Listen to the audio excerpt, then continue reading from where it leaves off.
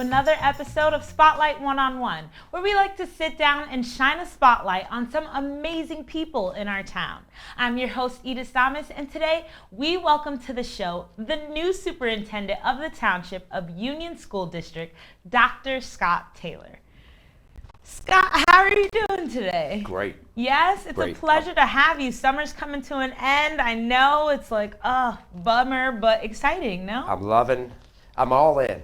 I'm Yes. a farmer. I'm really excited to be here. Oh, that's awesome. Yeah. Well, we're excited to have you. Great. So I know just like a lot of residents at home, me as well, you're new to us. So why don't you tell us a little bit of who Dr. Taylor was before you became the superintendent? You know, I get asked that question from time to time, and lately I've been talking more about who I am personally. Mm-hmm.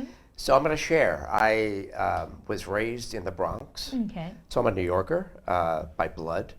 And my mother was an art teacher in the Nice. Bronx, and my father is a very established jazz musician. Okay. So I grew up in this crazy artistic environment, and it ended up having me become this creative, risk-taking kind of educational leader. Okay.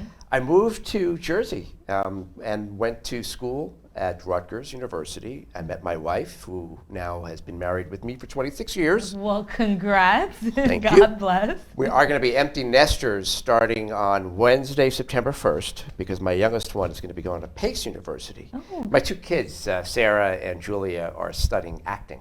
Oh, nice. So the arts them. are running through I the was going to genes. say, it's continuing throughout the family. Absolutely. That's great. And so where were you before here, professional-wise?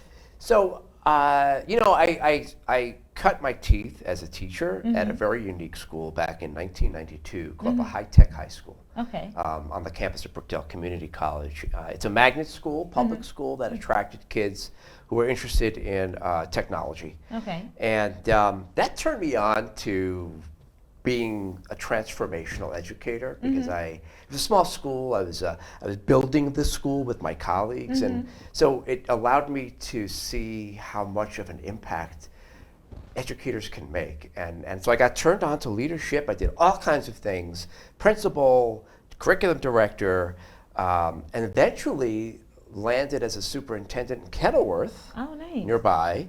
But then got called back to my hometown. I live in Highland Park. Okay. They needed a superintendent, so I spent the last 6 years in Highland Park as its superintendent. Oh, that's But I got to tell you, I had my eyes on Union, knowing the community as I did when I was in Kenilworth. Diverse, big, vibrant. Everyone I met when I was in Kenilworth who was connected to Union talked so lovingly about Union, and I was like, wow, this must be a special place, man. So when I saw the job posting for the superintendency, I jumped on it. I hit it off with the board right away. Oh, that's And I'm amazing. 2 months in, and I'll go back to what I said when I started. I'm loving it. Oh, that's awesome. Well, you basically answered my next question. I was going to ask what brought you here to Union, but I love that you notice our diversity and the vibrance of it and the diversity. Yeah, And- it's amazing. I've been asking people who keep telling me how much they love Union, and it's like everybody who grew up here loves it here, so it's almost everybody I'm running into.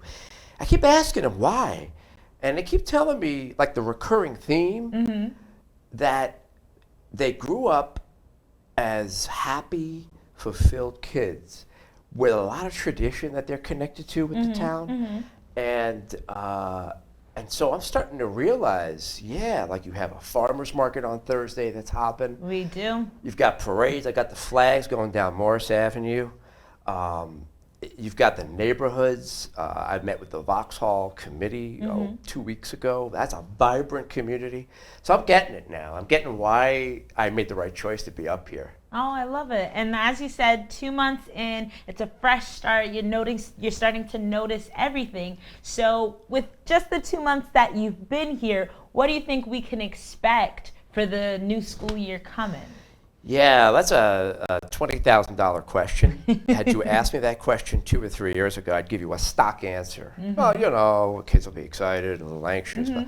But because we are heading into the first year in a year and a half, essentially, that we are all coming back for 5 days, full days, in person, What I think we can expect is some anxiety, some Definitely. trepidation, at least in the first couple of weeks, until we get settled. And when I say we, I'm talking about everybody from the kids to parents and guardians to the educators who are serving the kids. Definitely.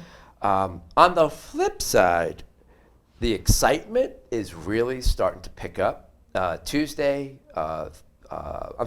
September 1st, we're going to have all of our employees together on the field so we can physically distance, and we're going to have a rally. Oh, I'm nice. calling We Are You. Oh, I love that. Tap that energy because everybody I speak to who expresses some sense of anxiety is also following up by saying, but I can't wait. Like, I really want to get back, especially the educators. Like, I want to Yes, see I the could kids. imagine. I'm getting emails from kids, and they're all telling me, Dr. Taylor, thank you for making sure we all come back for 5 days, and I'm excited. So it's a combination of anxiety, but excitement as well. I love that. I love that. I haven't been in school for years, so we'll just leave it at years. But I could only imagine the excitement of having to be home for so long and everyone being nervous about what to expect and how to deal with things. And then I love the energy that you're bringing, the approach that you're bringing to not just the students, but to the teachers and all employees as well. I think it's critically important, crucially important. I love the energy that you're bringing. Thank you. Well, to be on a serious note of speaking of COVID, I know stepping into the shoes of parents and students, they're probably, like you said, a little nervous, anxiety building up. What reassurance can you give them with safety precautions for COVID? First I have to say to all those who are watching this show who have some vested interest in the school district that, hey, I'm a parent of 2 kids. I'm a husband of an educator. My wife's a special education teacher for a middle school down by where we live. I'm living the life everybody else is living. Exactly. Most everybody else. I'm feeling anxiety as a parent as my 2 kids go to college in the city in person. And my wife goes back in person and comes home and shares her stories and her own anxiety. I'm living that. So people have to realize I'm empathizing with them, and that's guiding everything I'm doing and have been doing for the last couple of weeks. I've been spending most of my time in the last 2 weeks and will for the next few weeks just focusing on health and safety. Definitely. So people have to know that. I'm coming in here really sensitive to the raw feelings people have right now because I'm living those raw feelings. On a more concrete level, look, I've got a task force of about 20 people, so some parents on that committee. I've got a lot of my admin team, some experts in facilities, ventilation design, and we're all making sure that we're checking off all the boxes. We've got effective ventilation, and if we don't, we've got to make repairs ASAP. Exactly. We've got the health and safety protocols in place to make sure kids are physically distancing as much as possible when they're passing in the halls. Mask wearing is going to be required. That's a governor's directive, whether we like it or not. And so all of these things combined, on top of the fact that I've got that whole mission internally and externally about protecting people, I think we're going to be okay. Yeah. I should add one other thing. I'm working very closely with the local health officer who has been extremely helpful to help me better track local infection rates. I want to know if there's going to be any major uptick in infection rates before I have my kids coming back to school. So if I wake up one morning and I get a report that says, oh my gosh, we tripled our infection rates right here in the Township of Union, I might have to make some changes to the schedule or to the protocols that we're using. So look, I'm all in. I'm all into the school year, but I know I have to be all into the health and safety if I'm going to do that. Definitely. And I know you guys are excited to know a little bit more about Dr. Scott Taylor, but you're going to have to stay tuned, and we'll be right back with another episode of Spotlight One-on-One. Right here, baby. Look. Oma. Noah. Something more than a birthday is happening here. Once you can see it, you can help. The sooner you recognize the signs of autism, the sooner you can make a lifetime of difference for your child. Start by answering a few simple questions at screenforautism.org. I hear someone go, "Didn't it come from you guys?" Strangers cough at me. Move away from me. Someone spit towards my direction. All the stereotypes that we've worked so hard to break are just going to be reversed. And I won't let that happen. We all have to play our part. I donate my plasma. I've been making masks. We deserve respect as much as everybody else. I'm a firefighter, not a virus. I'm a mask maker, not a virus. I'm a nurse. I'm a delivery woman, chef, a neighbor, Artist. Bus driver. I'm a doctor. Fight the virus. Fight the virus. Thank you everyone for tuning in and welcome back to Spotlight One-on-One. I'm your host, Edith Thomas, and today we're sitting down with the new superintendent of the Township of Union School District, Dr. Scott Taylor. As we are, welcome back.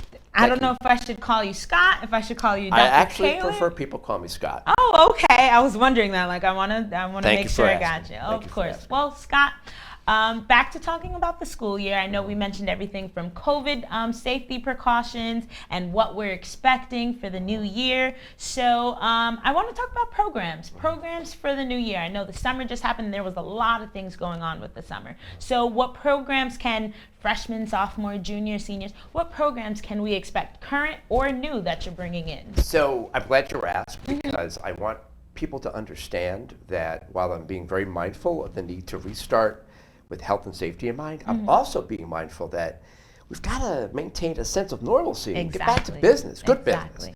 We have a junior ROTC program at the high school that I'm not sure our viewers are aware is award-winning. Really? Award-winning. We actually have one of the only twirling clubs in the entire state.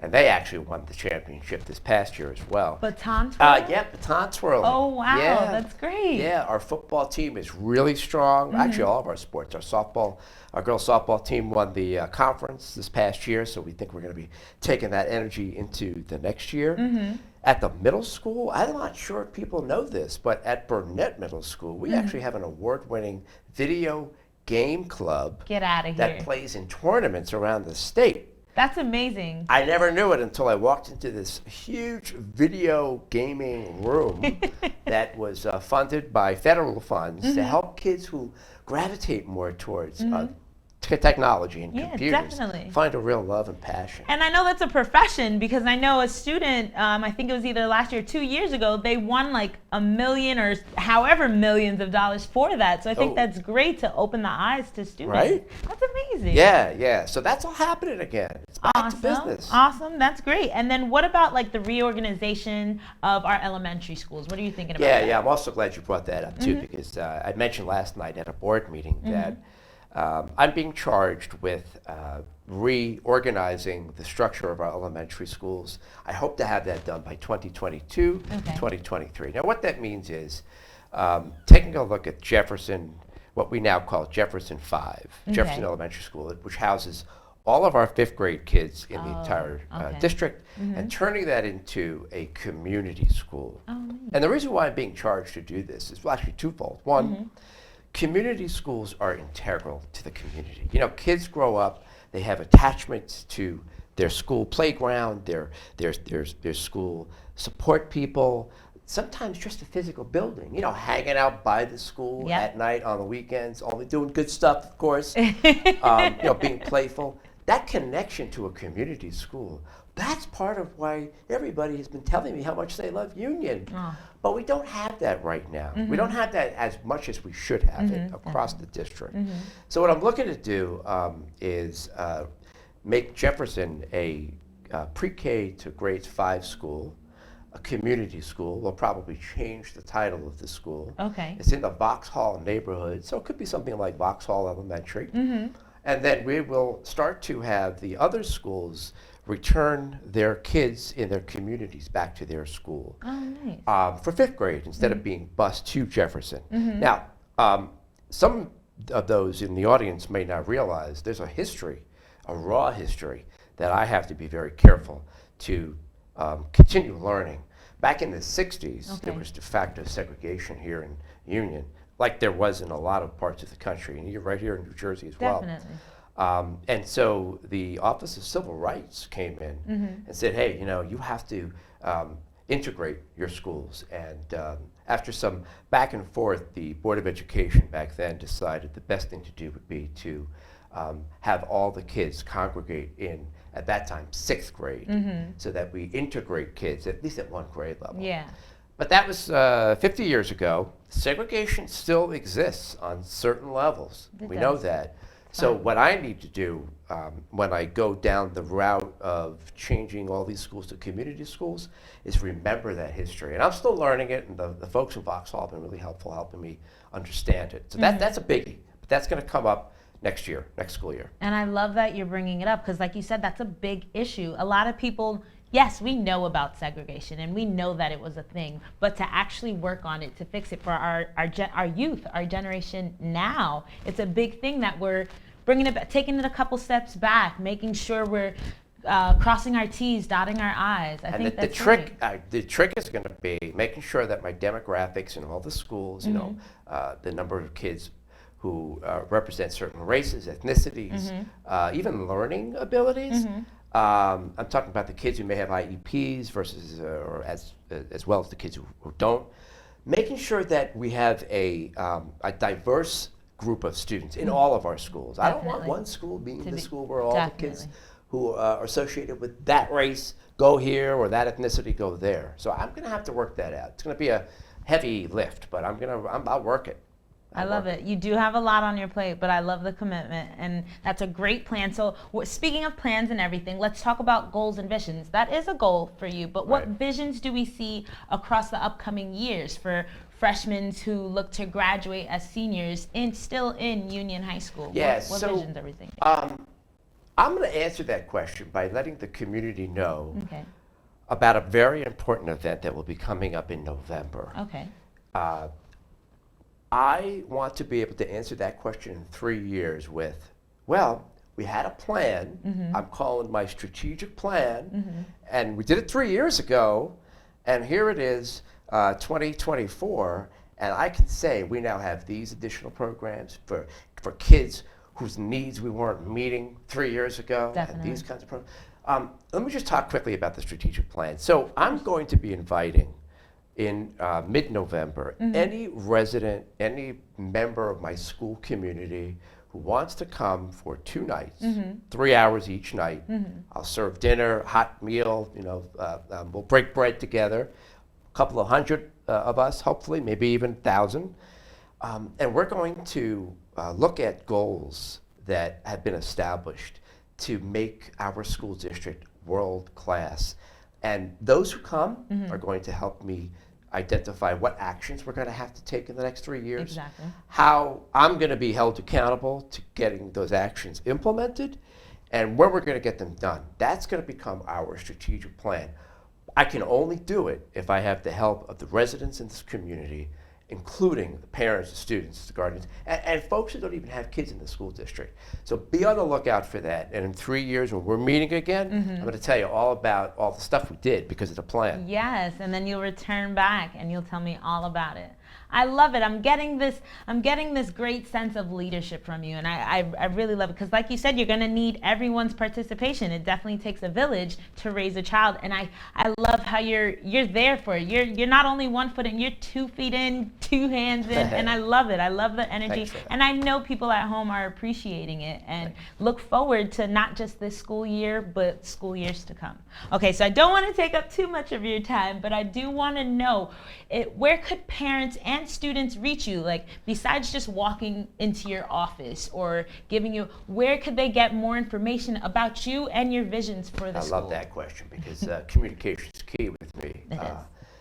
So I'm a great emailer. People can get me at Taylor, Taylor, at twpunionschools.org. And if if folks viewing didn't get that, just go to our website and click the Superintendent's Corner page in the upper right corner of the website, and there's my email address as well. Also, my bio is up there, so if anybody wants to know more about who I am and my professional background, they're welcome to read the bio.